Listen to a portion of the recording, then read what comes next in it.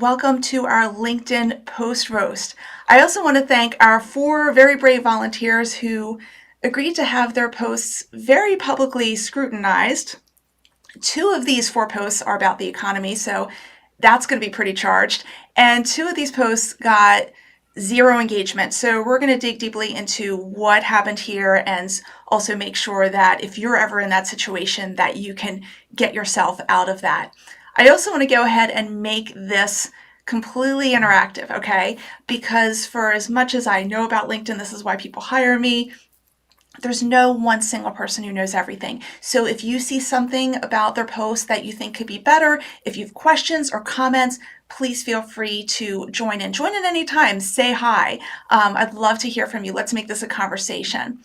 All right. Okay, so without further ado, let me go ahead and get started with our first volunteer. And I'll go ahead, I'm going to share my screen now, but again, I will be checking the comments back and forth. So also feel free to say hi or anything like that. All right. Okay. Oh, and by the way, Joanne says hello from everyone and hi from Illinois. Thank you very much for sharing that. Okay.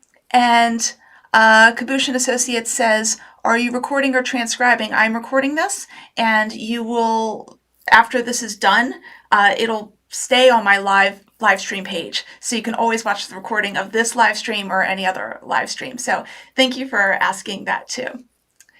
Okay, all right. So our first volunteer is Michael Marr, okay?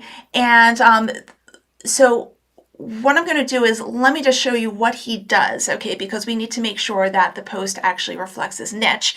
And also I want to give a shout out to all of our volunteers. That's another reason to do that. Then I'm going to read through the post, and then we're going to kind of dissect the different elements of the post and see what's going well and what is not going well that could be better that we can all learn from. All right, so first of all, Mike Marr, he is a B2B copywriter. Okay. By the way, I love his profile photo, but this is not a profile roast, just a post roast. But anyway, so that's what he does.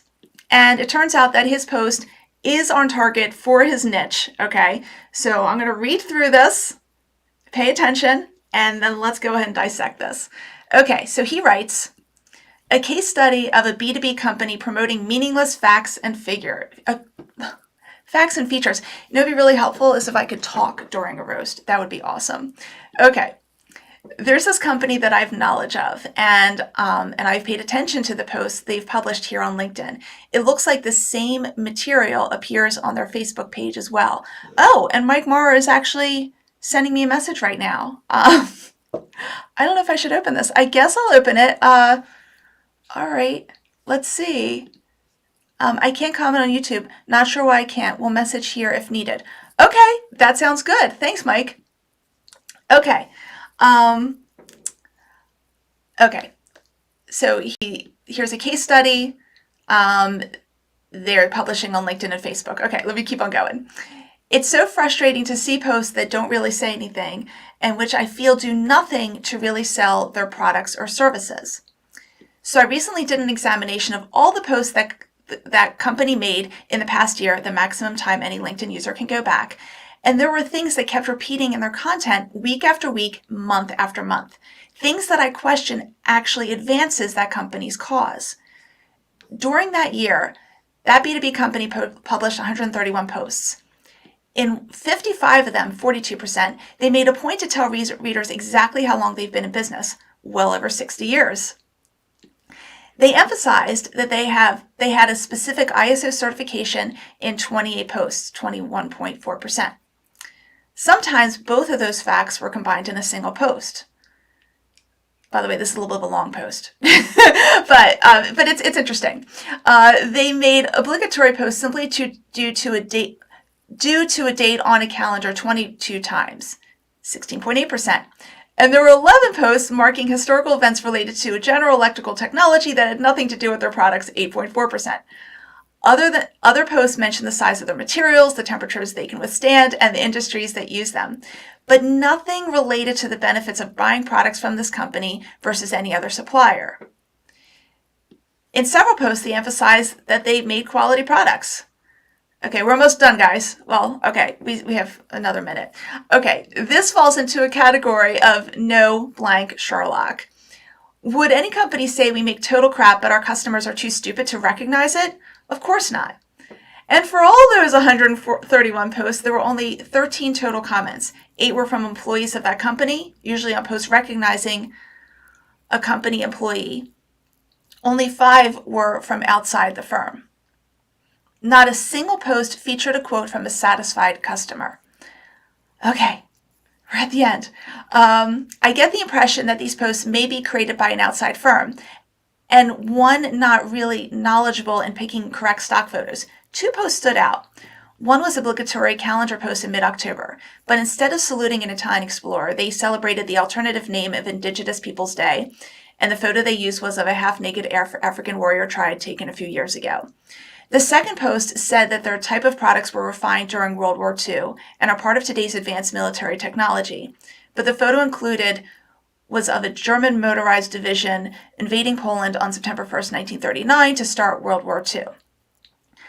I just see so much unfulfilled potential with with that company, but the same generic boring posts keep being made every few days.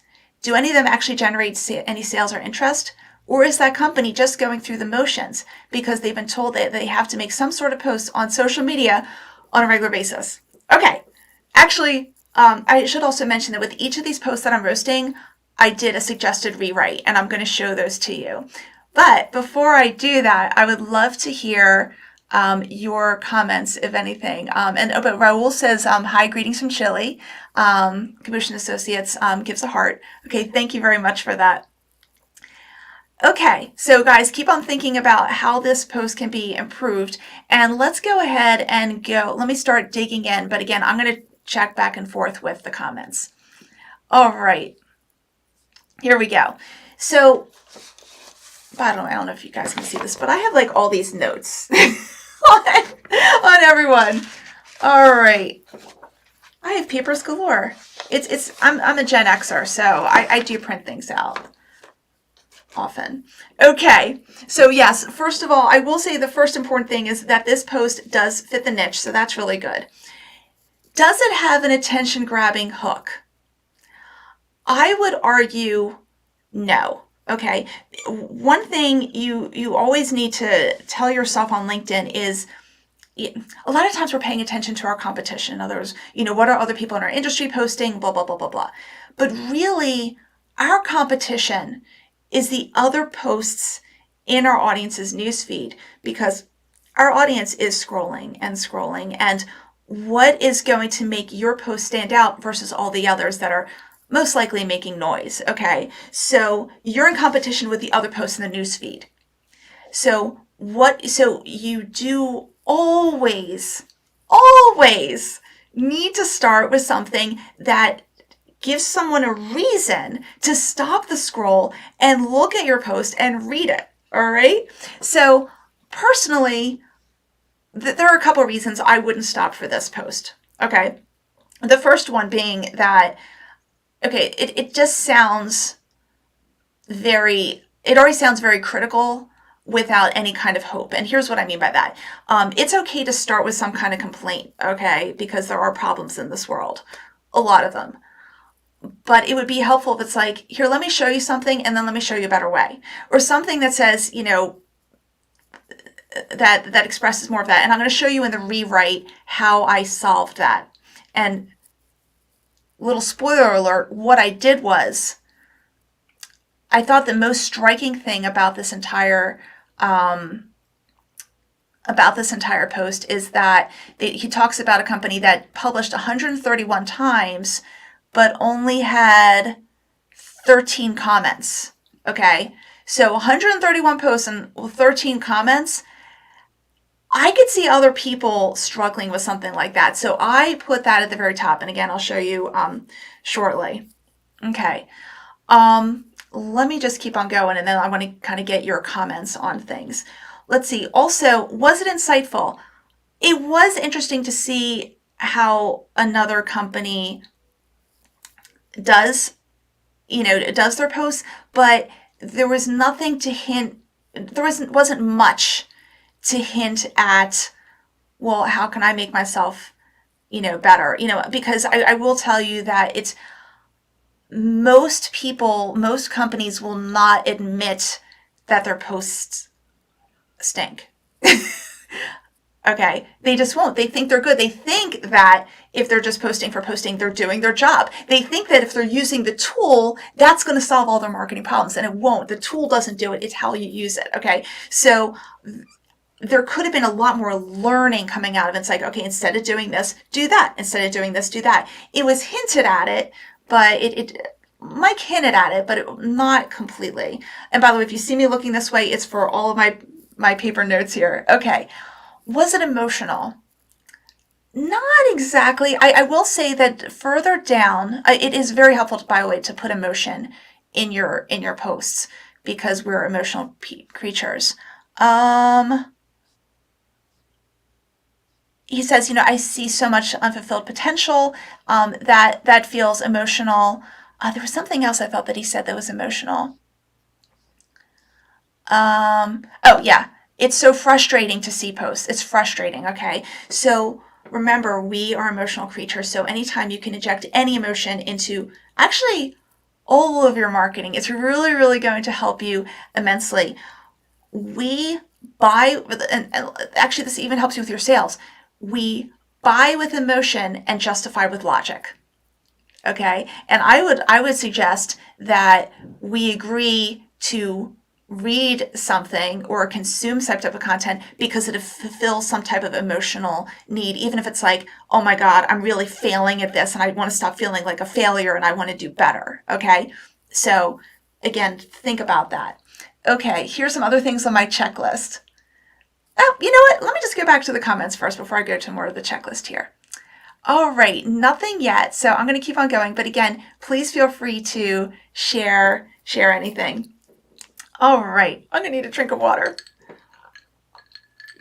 All right. Is it human?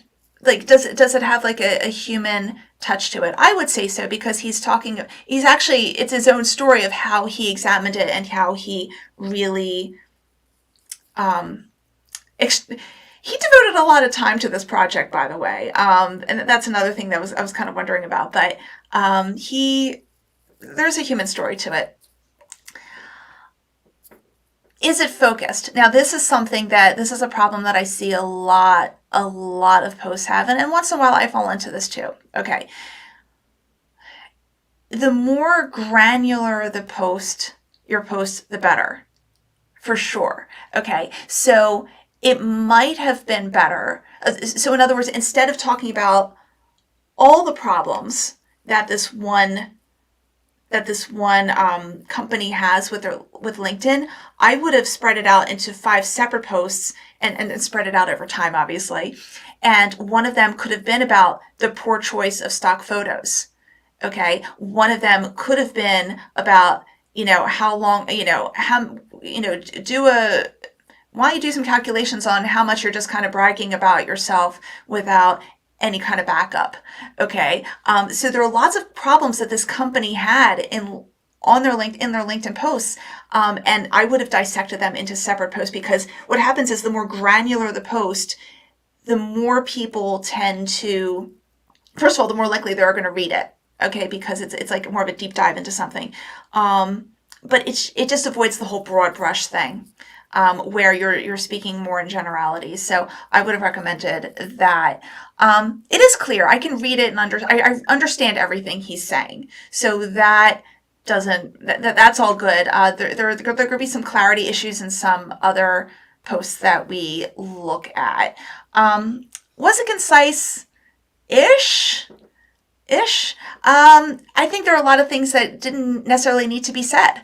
So for example, you didn't have to say, in 55 of them, which is 42%, you could have just said 42%, or you could have said just 55. I think that you got a little bit too granular in the math there, Mike. I don't think you need to talk about the fact that they post the same thing on Facebook, because really this is really more about, well, I guess it's about social media in general, but I don't think it was needed. You also, when you mentioned the 131 posts above, you also mentioned again down here that it could have been combined. This whole calendar thing could have been a little briefer. Again, I'll show you how. So those, I'll show you what that looks like. It's a little better when I show you what it looks like. In terms of encouraging engagement, this is where I have a question. Okay, so he has questions here. Do any of them actually generate any sales or interest? And he also asks a question here about, is the company just posting to post, or are they, doing it, for an actual reason? I could not tell if these were rhetorical questions, like just to kind of, more like a question just to kind of prove the point than a question that he was literally genuinely asking the audience. So I could see a lot of people looking at these questions and just assuming they were rhetorical and not answering them. Singular, okay, is there a singular call to action? If you were trying to get people to answer a question, I would say it was a singular call to action. There are two questions, but it's all kind of the same question. One thing you did not do, which was very good, was you didn't say, like, comment, repost, answer these, ask these questions, book a one-on-one with me, because and I'm going to be posting about this. I think I have the schedule to go out a little later. I don't know, in a few weeks. I don't know. I write all my posts in advance. But there's a thing where the brain gets overloaded if you ask for people to do too many things at one time. The more choices you give people, the more they become a deer in headlights. So the fact that at the very, what Mike did was he did just at least ask, a couple questions that people can answer in the comments. And he was basically just pointing people to the comments if that was his intention. So that was okay. I also have in my checklist, was this visually striking? No, there was no graphic. You don't always need a graphic, by the way. Posts with I'm sorry, let me just take a drink of water. Posts with some type of graphic or image or anything like that do tend to do a little bit better, I will say. But text-only posts like this can do really, really well. And what I'm going to encourage you guys is, let's say you write a post, you're like, I don't know what kind of graphic to put with this. And then you're like trying to figure it out, and you spend 15 minutes brainstorming and then another 45 minutes putting it together. You know what? It was not worth that hour. It was not worth that hour to put together a graphic, because it's not going to be that much of a difference in impressions and all that stuff, okay, in terms of how many news feeds it's going to go to. I would not spend an hour for that. So just keep that in mind. So it was totally fine. He did not have a graphic here. I think it would have been, there really is no graphic I can think of that would work well with that. And then the last thing I have on my checklist for this particular post, and then I'm going to check your comments, and then I'm going to go ahead and show you the rewrite. Was this responsive? In other words, did he respond to people's comments? There were no comments to respond to, so in all fairness, he could not respond to it. All right, let me go ahead and check out the comments, and let's see. So Matthew says, I have live do assignments on making a LinkedIn post-driven profile. LinkedIn-driven post. Wait, actually, let me highlight this. Let me go here.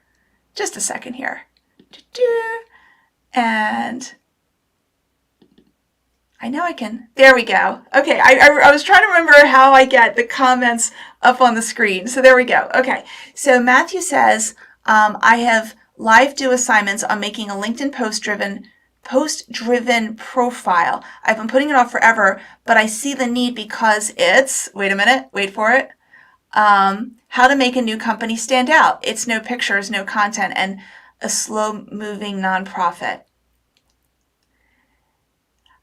Okay, so Matthew, just to be clear, is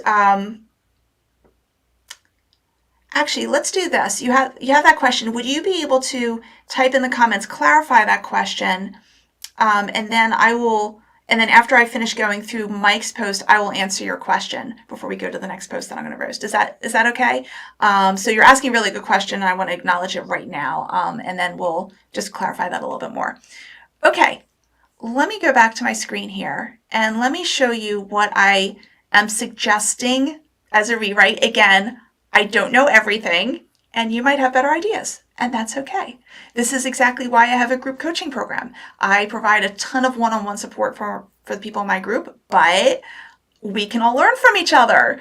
It's even better that way. All right, so let me go ahead and go here. So yes, I have post rewrites for everyone. So here's how I'm suggesting starting it. 131 posts, only 13 comments. These are real stats from a company on LinkedIn. If these crickets sound painfully familiar, you can fix this. You can create posts that get people talking. By the way, Mike, I apologize in advance if I'm not using totally your voice. It's because I'm not your dedicated copywriter, but I tried to keep things reasonable here. Now, let me just explain what I did here first. So first of all, I thought the most striking thing was the fact that there were only 13 comments out of 131 posts. That had to move to the top. What I wanted to do here, I wanted to offer some hope, okay, and something that points to the reader reading this, because again, I need to give them a reason to stop the scroll. Okay, so if these crickets sound painfully familiar, you'll see a little bit of an emotional word right here.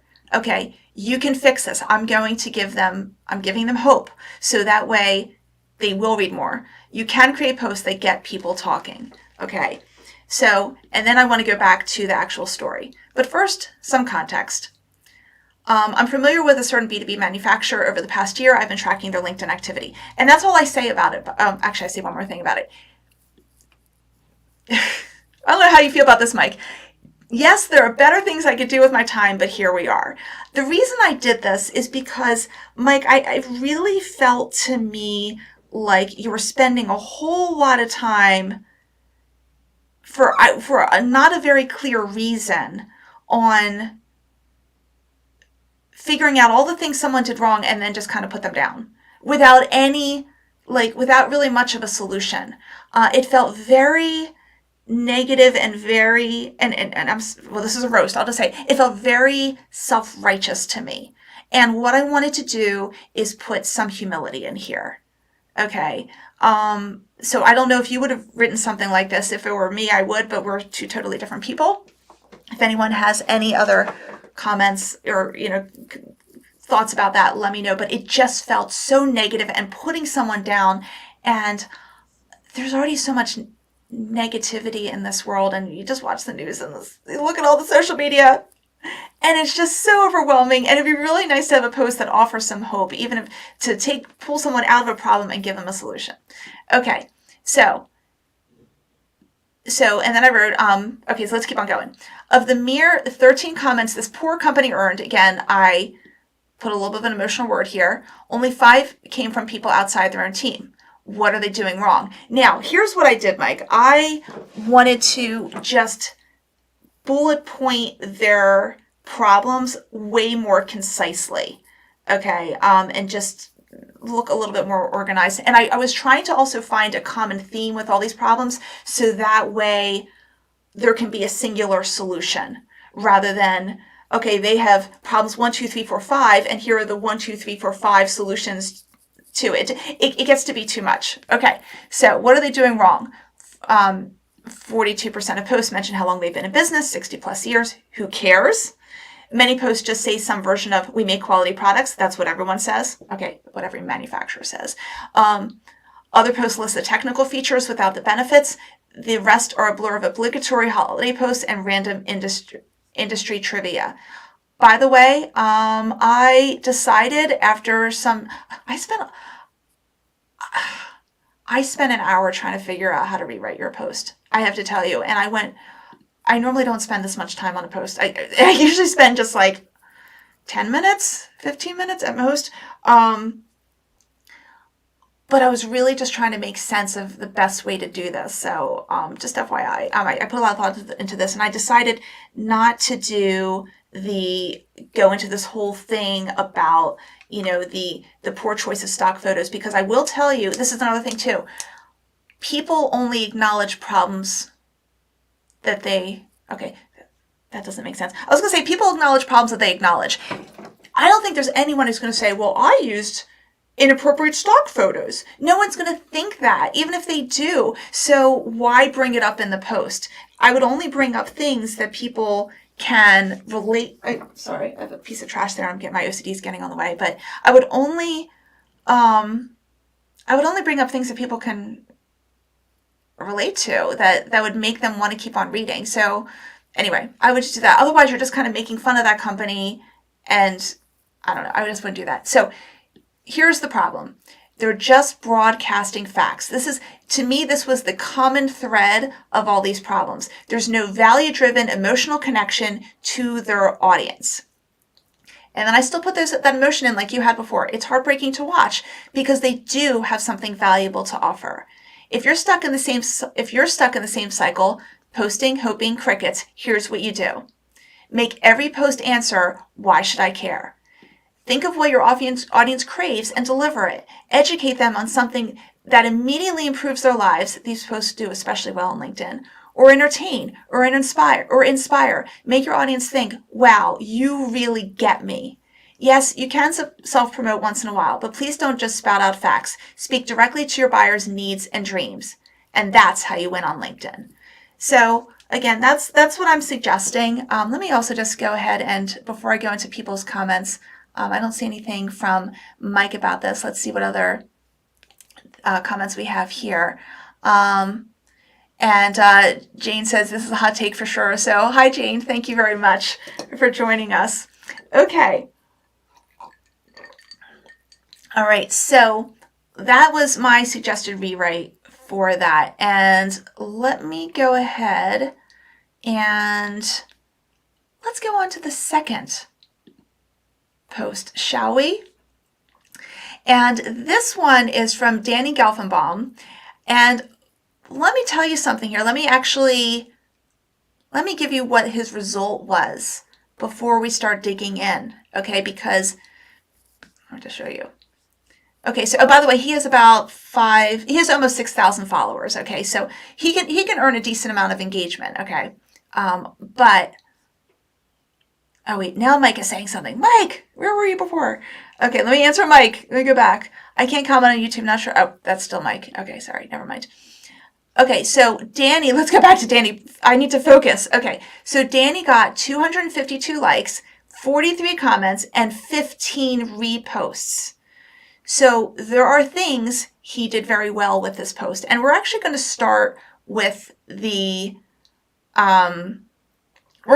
graphic or the image, because a lot of times people will see that first. Okay, so Daddy, why did we get billed $58,251? Okay, the dollar sign's in the wrong spot, but for Salesforce storage? Well, son, we didn't define retention policies or moved files to external service. And then you see how they're all sad. I thought that was hilarious. So I could already see with this meme getting people's attention already. Okay. And I am now, I actually have it in my calendar now that once a month I create a meme, and it's been a huge amount. It's been a huge amount of fun. And I have also found, I was doing a really deep dive into my analytics recently, and I found that my memes are getting, and again, they're LinkedIn related. They're educational still, but they get the most engagement. Not the most engagement. They either get like the most engagement or the most impressions, but they go really, really far. Mike, I see you're commenting. I will, since I'm right now in the Danny Gelfenbaum mode, I will get back to your, I'll get back to your comment in just a second. Okay. Actually, after I finish Danny, then I'll get to you. Okay. And let me actually just check one other thing here. Okay. All right. I'm just making sure I have everything. Okay. So now let's see, what did Danny do well, and what are still some things that could be done a little bit better. Okay. But there are lots of things that are going well. Now he starts off with Salesforce charges $3,000 per year for just 10 gigabytes of additional storage. And he has like one of those emojis. So here's the deal. I don't have Salesforce. I know about Salesforce. Most of us do, but I don't have it. So I did message Danny and I said, Danny, is this something that people, or maybe I put in comments. Anyway, I asked him, do most Salesforce people know about this already, or do they not know about it? He said, no, most people do not. Most people who have Salesforce do not know about this fine print.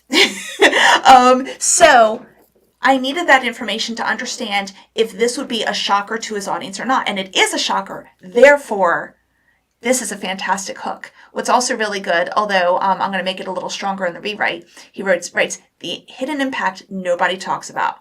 Okay, I will tell you that formula, that blah, blah, blah, no one ever tells you. Is it a little cliche? Yeah.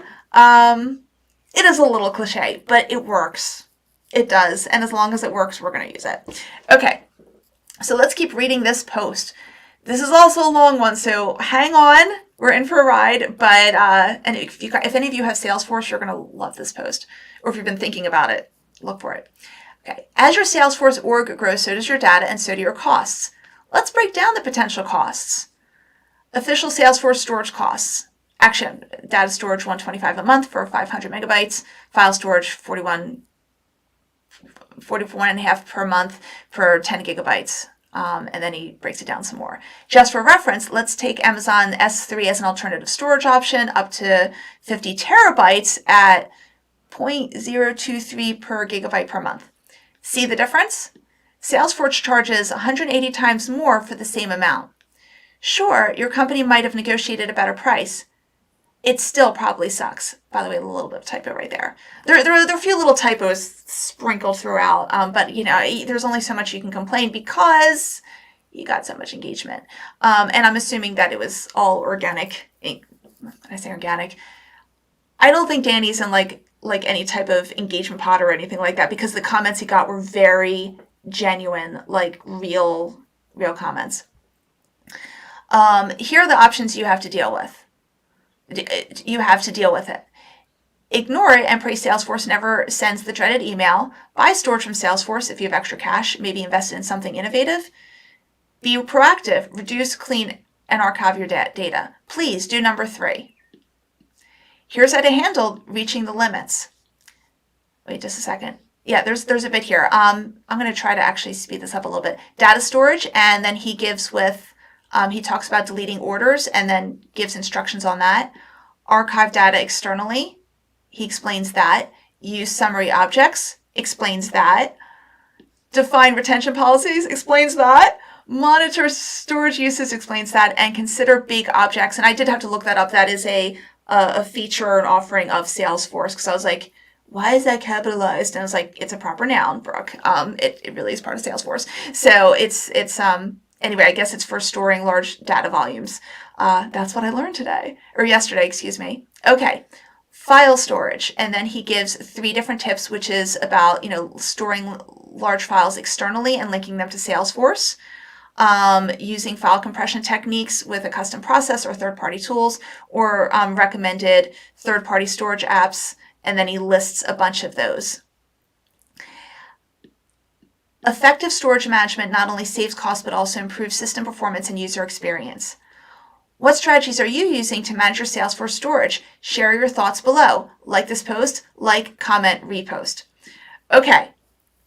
And then obviously the really cool image that we talked about. God, I love that image. I might actually look up that meme and see if I can do a LinkedIn one. I love it so much. Okay. All right, so let's, before we work through this, let me just see if we have any more comments. And Jane asks, do you use Salesforce, Brooke? I do not. I put everything in my head. No, just joking. I do have a, I use Nimble. It's what I've been using since I started like 11 years ago, because, I started my business 11 years ago. I was just starting and didn't have much cash, and everything's in Nimble and it works for me, really. So, but if anyone uses Salesforce, feel free to put that in the comments. Love to hear that. Okay, so let's start from the top. Does this work with Danny's niche? Yes, it does. As a matter of fact, you'll see with his profile, he is a Salesforce partner. Okay, he's a Salesforce application architect, so this is perfect for his niche.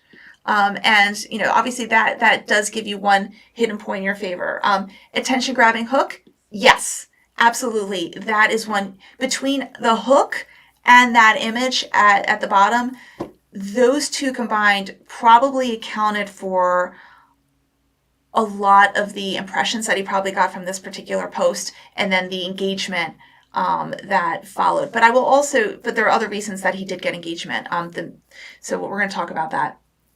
The main one being that it was insightful. Okay, again, I'm looking at my checklist here. It was incredibly insightful. Most people don't know that they're going to be charged this for just 10 gigabytes of storage, extra storage, excuse me.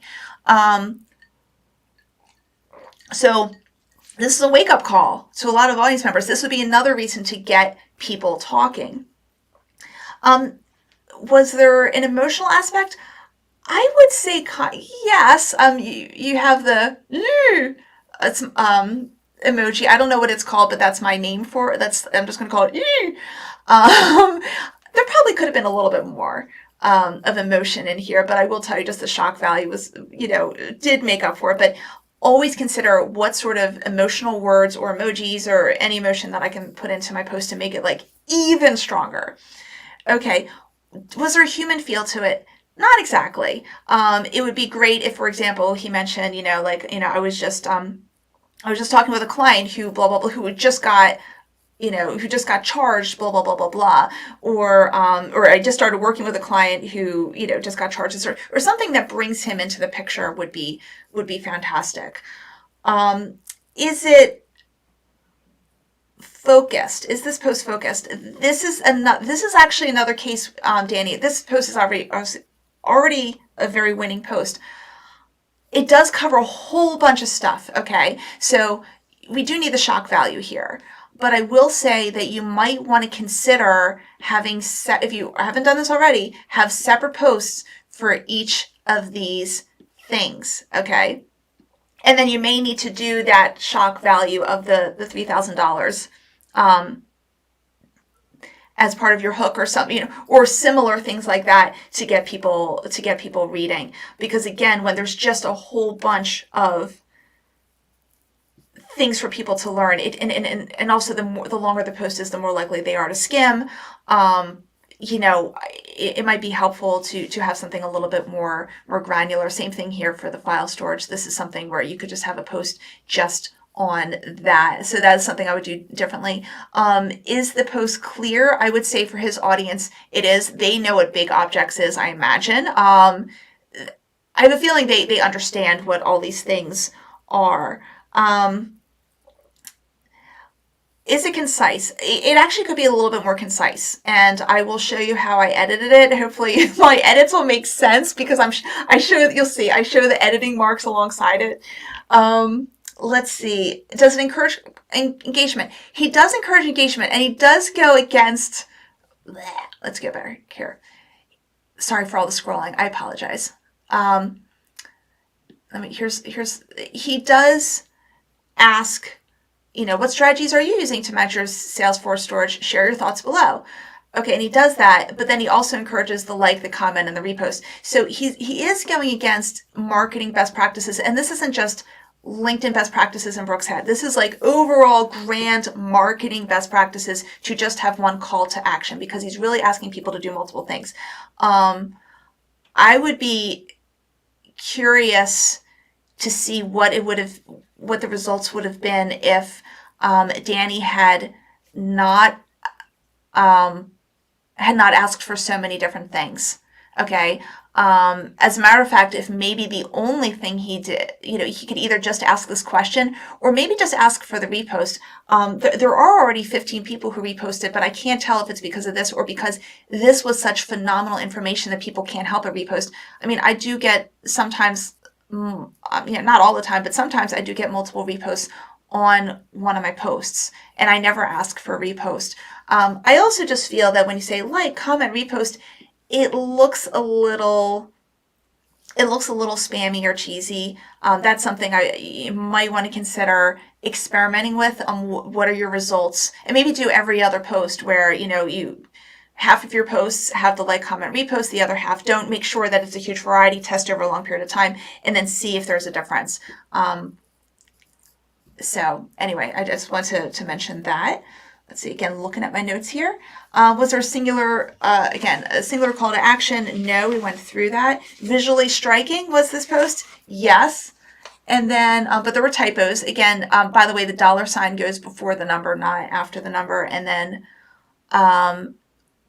there shouldn't be a D after move. It should be, we didn't define retention policies or move files. So little things like that can chip away a little bit of credibility. So we're all human, by the way. I do make errors myself. I remember, I forget when I started my LinkedIn profile, like maybe like 2009 or something like that.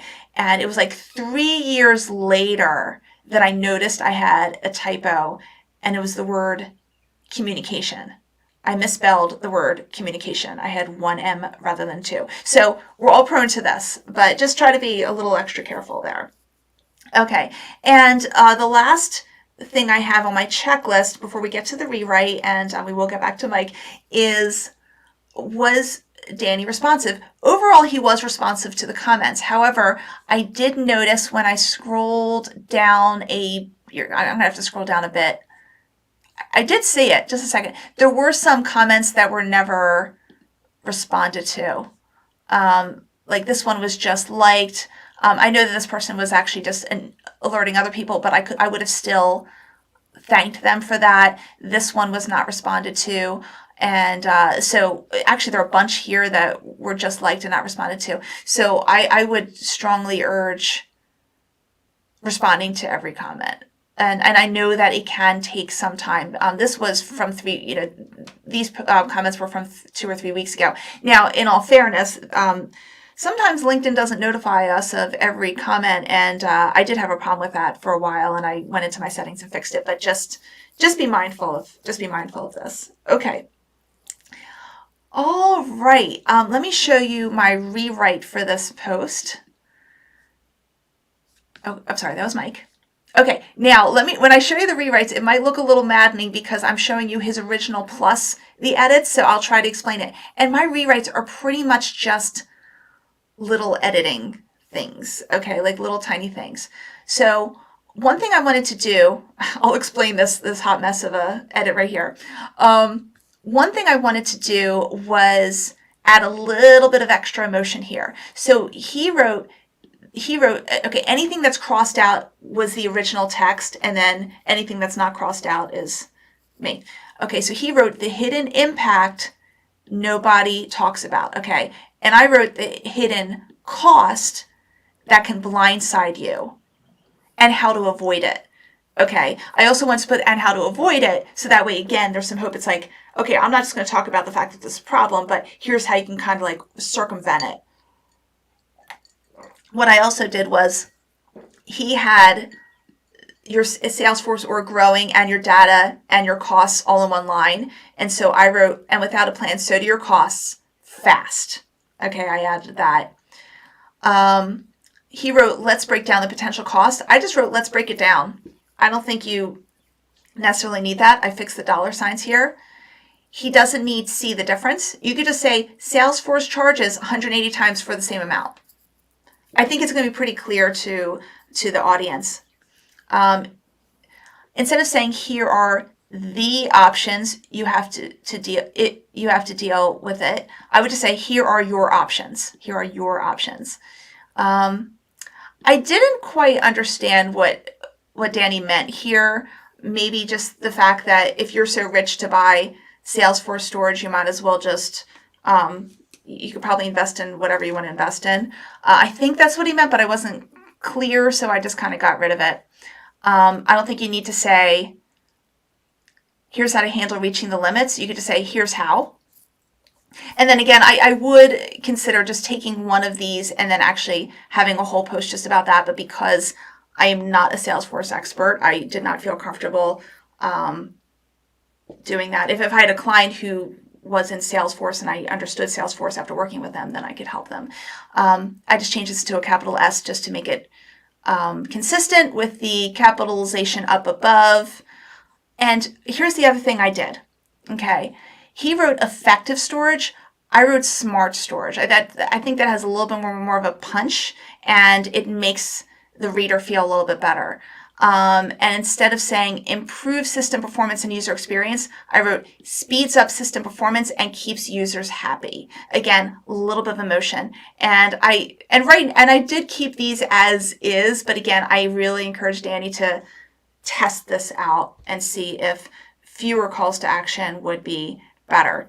Okay, so what I'm going to do is let me go ahead and see what Mike wrote as a comment to his, because he's commenting through LinkedIn because his YouTube comments aren't working. And then I'm going to check your guys' comments, and then we're going to go to the next post. Okay, so Mike says, FYI, this particular post was more engineer driven. Other more lighter ones on the same subject are in my featured section. I'm also 120 seconds behind on the video. Okay, gotcha. So I understand now. I would still, so Mike, thank you for sharing that. I would still encourage you to, how'd I put it? Just think of how the post is going to affect someone. It doesn't matter if there are other posts that are not as heavy, but just like look at each post individually, in addition to being in the ecosystem. So that's what I recommend there. But Mike, I want to thank you so much for allowing me to roast you. And I'm looking at the clock. It is 9:46 my time. I still have 2 more to go. I'm going to speed things up a little bit. But let me also now check people's comments. Okay, and Jane just happens to comment on Salesforce. She doesn't use Salesforce either. She uses 17 Hats. She's going to check out Nimble. Okay, so let's see what we have. So now we're going to move on to the first post about the economy. The next 2 posts are about the economy, so brace yourselves. And this one is from Tom Lab, who has just... I just can't say enough good things about him. Actually, I like everyone that I am roasting, by the way, and I've gotten to know everyone. Tom is one of my biggest supporters, I have to say. So he's a daily money manager. Please check him out, along with everyone else that I'm roasting here. Okay, so let's read his post. It's a little bit shorter. We live in particularly interesting times right now, which is generating significant anxiety. Here's a suggestion for a financial solution to decrease anxiety. What is causing anxiety right now? And then again, I'm just going to speed this up just a little bit. He talks about some people might be scared of losing their jobs. Some people are scared of how their retirement funds are going. Some people are scared of inflation. Then he writes, a good financial solution is to create a barrier against these fears. You want something in place that gives you the confidence not to care very much if any of the above happens. It's called an emergency fund, although you might want to give it a more colorful name like Screw You Economy Fund. Create or designate a savings account for this fund. Then start putting a portion of everything you make into this fund. Start with 5% or maybe 10%. Do something simple like going without something. I have to tell you, this is my favorite part. A meal out, Starbucks, Wawa snack, that newest video game subscription, or one of your streaming services. Instead of spending, put the money into that Screw You Economy Fund. Once that fund gets up to 6 or 9 or 12 months of your income, depending on your level of comfort, your account is funded. Oh, sorry. Let me put this. Then if you lose your job, your investments go down, or your prices go up suddenly, you've given yourself enough time to find an alternative without the anxiety. And he got 5 likes and 8 comments and a repost. And just FYI, those are pretty decent stats for Tom. He has fewer than 1,000 followers. So and a lot of times the more followers you have, the more relevant audience members you have, and therefore it gets more people see it, blah, blah, blah, and you're going to get more response. So this is pretty decent. There are still some things that could be better. So first of all, is the post relevant for his niche? Absolutely. He's helping people do something really smart with their money. So that is all really, really good. Does he have an attention-grabbing hook? Yes and no. Let me tell you what I like and what I don't like. What I do like is the fact that he lists a problem But then he also, like I said, and this, by the way, this is, I think, the only post that does this. He actually already gives hope in the very beginning. It's like, look, I'm going to complain a little bit, or we're going to point out the problem, but let's talk about the solution. Okay. So that was fantastic. I really like that a lot. We could add a little bit of stakes in there. I did a post about this maybe a few weeks ago about how because there is definitely a problem solution kind of formula, but whenever you can throw in the stakes, in other words, here are the stakes if you don't solve this problem, you can throw that in there, and I'll show you what I'm suggesting for that. Let's look at my notes here. Was it insightful? Yes, because there are a lot of people who do these like, oh, it doesn't cost to get a Starbucks Frappuccino. By the way, I don't buy from Starbucks ever. I'm just throwing out stuff there. But, or a mocha cookie crumble. Actually, that one I know because my husband loves that. But, so all those like little tiny things that you buy add up to a huge amount. You would be shocked. So I thought that was fantastic. Super insightful. That was great. Emotional. He talks about emotions, but I feel like it's talked about very clinically. So, for example, we live in particularly interesting times right now, which is generating significant anxiety. It just feels, it could just have a little bit more punch to it, a little bit. Tom doesn't, I think Tom would be a little bit more colloquial if he were saying this. So I would consider just using more, just like, right the way you talk.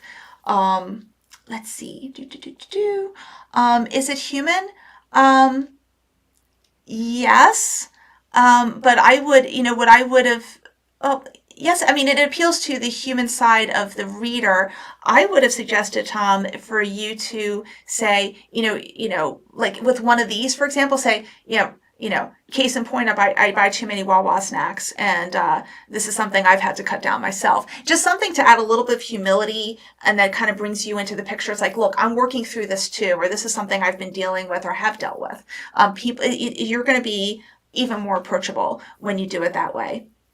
One thing that I've had to unteach myself is the assumption that we have to appear to know everything, because again, none of us do, and we're going to be a whole lot more approachable, and people are going to feel, when someone's struggling with a problem and want to come to you with a solution, they're going to feel a whole lot more comfortable when they know that you can relate in some way. So, okay, let's see. Look at okay. Is it focused? I think, yes. What I do like about this post, it's focused, but again, it can be a whole lot more concise. We're going to get to that. You talk about the Screw You Economy Fund. That's the whole tip in the end. Is it clear? Yes, except the Wawa snack. Now, Tom and I live in the same general greater Philadelphia area, okay? And Wawa is a big thing here. I have heard that Wawa is now in Florida, however, as well too. But it's more of it's a very regional thing. So if there's someone who now if 95% of your audience, Tom, is in the greater Philadelphia area, this is not a problem. But if you find that it's maybe 50% or less or something like that, you might want to consider a different kind of example there. I wouldn't do something regional. That was just one little tiny nitpicky thing there.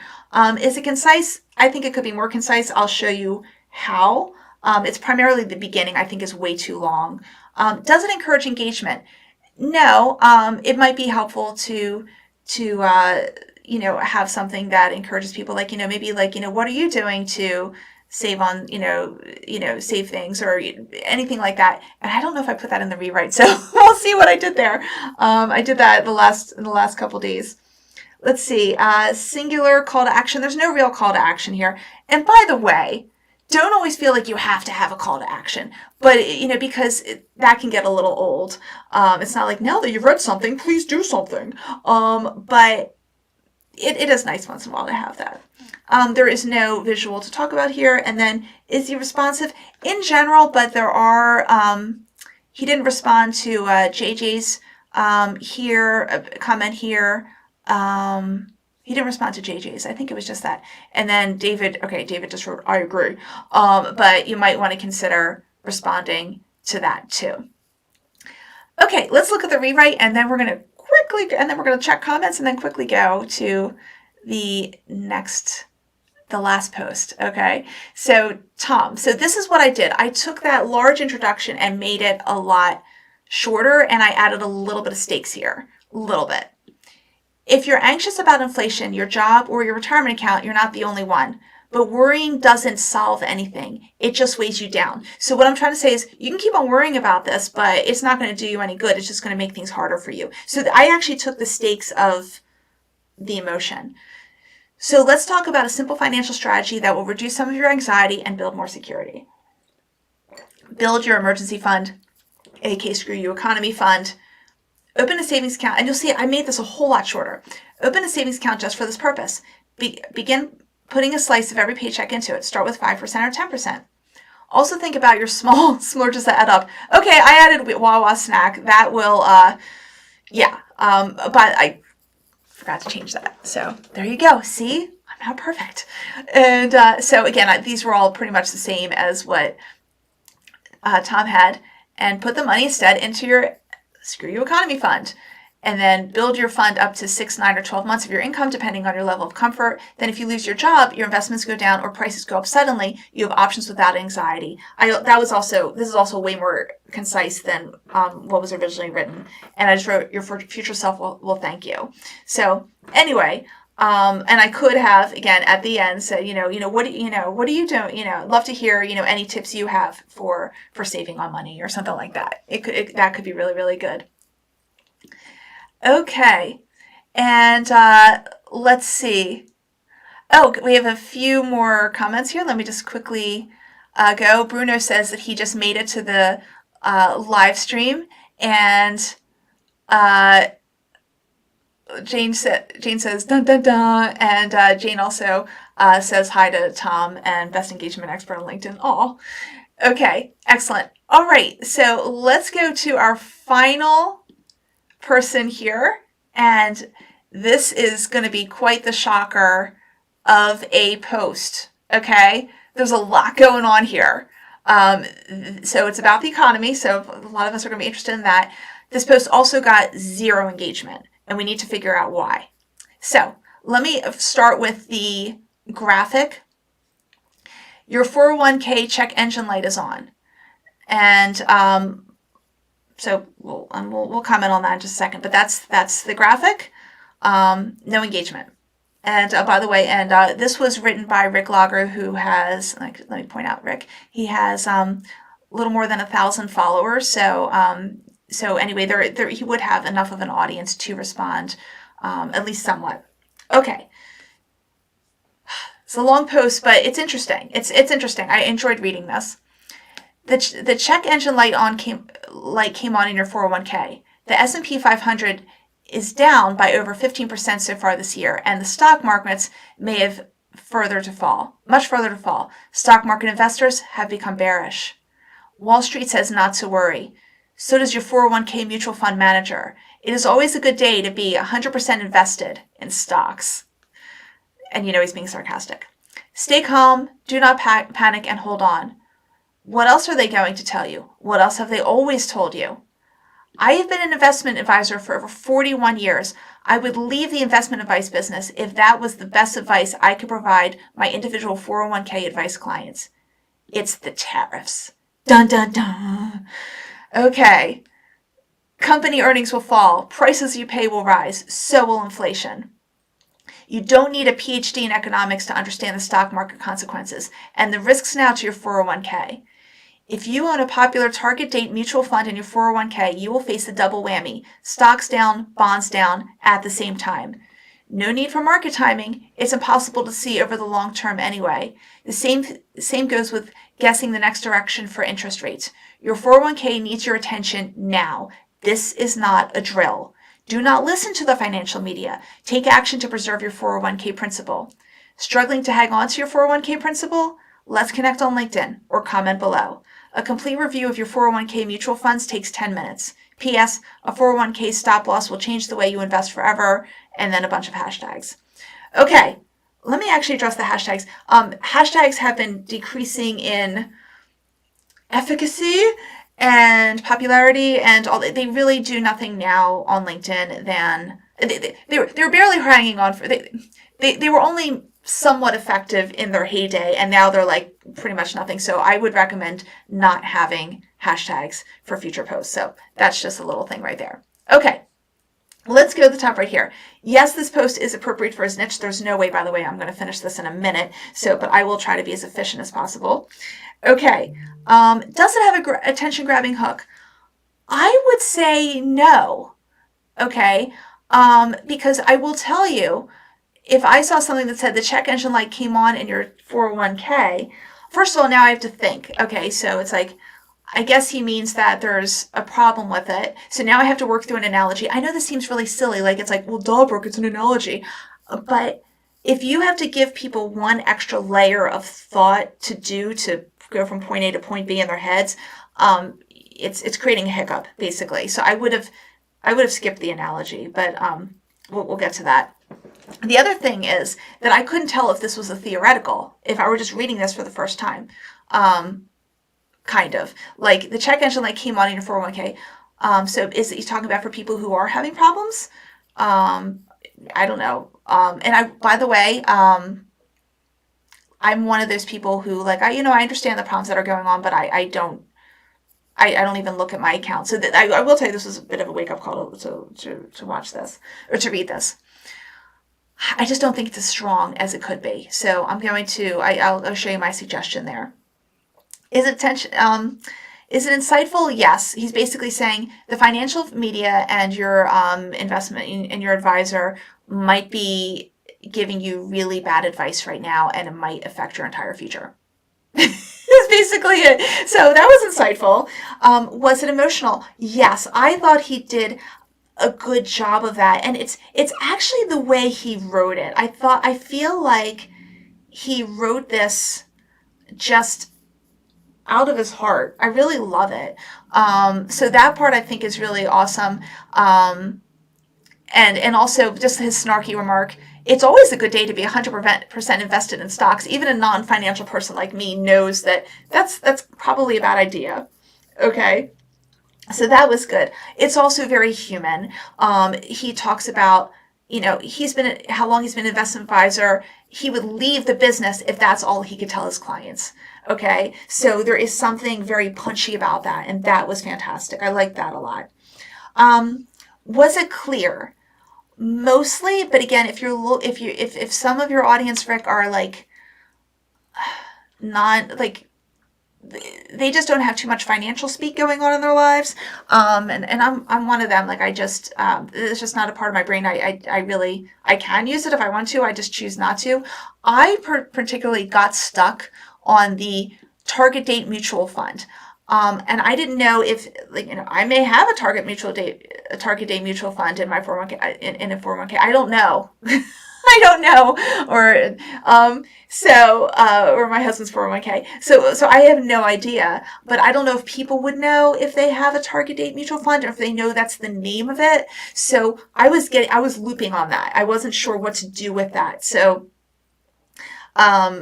you'll see in the rewrite, I actually kind of got rid of it. And I did look up how many people have a target date mutual fund, and it seems like enough that we could probably just kind of like assume it's worth a conversation, even if they don't have it, but we'll get to that. Was it concise? No, I think this could be written a lot more concisely. You don't need, there's just a lot that's kind of said that doesn't need to be said. Does it encourage engagement? No, it doesn't. He does ask people to well, actually, I shouldn't say that. He does say to comment below. He does say that. But I will tell you, I'm not sure how many people would talk about insecurities they have with their finances in the comments, but it would be interesting to see that. Singular call to action, there wasn't. He's like, connect, comment, connect or comment, or this was implied, reach out to me for, a 10-minute complete review. So there were too many things going on. I would have asked for one thing. And visually striking. Okay. So I thought this looked a little bit amateur. Now, I don't believe that we should even have this this analogy to begin with, because again, I think it just adds another layer.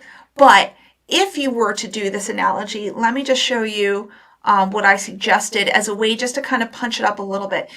I think the problem I had was the red border looks a little bit amateurish, and then also you have yellow over here on top of some things that are kind of orangey a little bit, and it kind of blends in. Also, you have check and engine is capitalized, and the rest isn't, so it just looks a little bit sloppy. So, and by the way, Jane Clark, who I know is commenting here, she is one of her many talents is amazing talents is graphic design, so she may have a better idea of what to do. But if you were to keep the analogy, I'm not saying to do it, I would have said your 401k just stalled. Like I would have been like, and I would have made it, and what I did was I took that same image you had, I made it bigger to make the check engine light specifically real. It's a lot bigger. Let me just contrast it. Like you see how this is smaller here? I made that bigger. And then I also increased the contrast so the brights are brighter and the darks are darker, and I increase the saturation to make it pop. So again, but I am not a graphic designer, but this is what if you were to do this, I think this would hit more. It's also square rather than more landscape. That means it'll vertically take up a little bit more space in the newsfeed, meaning more people have a chance to, they have to scroll through a bit more of it before they can leave it, so they're more likely to maybe scroll back and read the rest. So, but let's go back to the rewrites here. Actually, before we do the rewrites, let me check the comments section. Okay, and actually Jane said that she has to hop off, but you're very welcome, Jane. Okay, awesome. Well, then she might not have seen this. Okay, then I'm on my own. All right, so Rick says, oh, I'm sorry, so this is what I'm suggesting. If you ignore what's happening in your 401k right now, you could lose years of progress, maybe more. So what I want to do is I want to explain, not that there is a problem, but these are the stakes if you don't fix it, if you don't deal with it right now. Okay, so problem and stakes is right there. So I think it's implied that there's going to be a solution. So, so that's how I rewrote that. So, sure, Wall Street is telling you to sit tight, stay calm, don't touch a thing. Markets always bounce back. Your 401k mutual fund manager says it too. But here's what they won't tell you. The market is already down more than 15%. Inflation is still rising, and company profits are slipping. And here's the kicker. The tariffs. Dun, dun, dun. They're about to make everything from food to supplies to equipment even pricier. Stocks down, bonds down at the same time. Now, I got rid of the whole target date mutual fund thing. I don't know if these two are connected. I am not a mutual fund expert, but I think it's fine having it this way for the lay reader. Okay. I've been an investment advisor for 41 years. I'd leave the investment advice business if stay calm was the best advice I could give. This is not a drill. Your 401k needs your attention now. You need to protect your principal and everything you've worked so hard for. By the way, do you notice that I have, so I'm also mixing up the formats a little bit. Sometimes we have one-liners. Sometimes I'm taking things that, Rick, that you wrote on 3 separate lines and I'm making it one paragraph. It's really good to have some more variety because it actually can be very difficult to read all one-liners or all paragraphs. So more variety would be better. DM me, and this is the one call to action. DM me for a full 401k review. It takes just 10 minutes. P.S. A 401k stop loss will change the way you invest forever. So that's how I changed that. Okay. And Kabush and Associates says, got to go. Thank you. And please send out a link for the recording. Okay. Gotcha. So, all right. So that is it, guys. That is sorry, I'm looking for myself here. There we go. So I really appreciate you guys hanging on there, and I hope that this was educational for you. If there is anything that I can do for you, let me know, and feel free to ask about my 1-hour consultation as well as my group coaching. So I look forward to hearing from you guys later, and enjoy the rest of your day. Have a great day.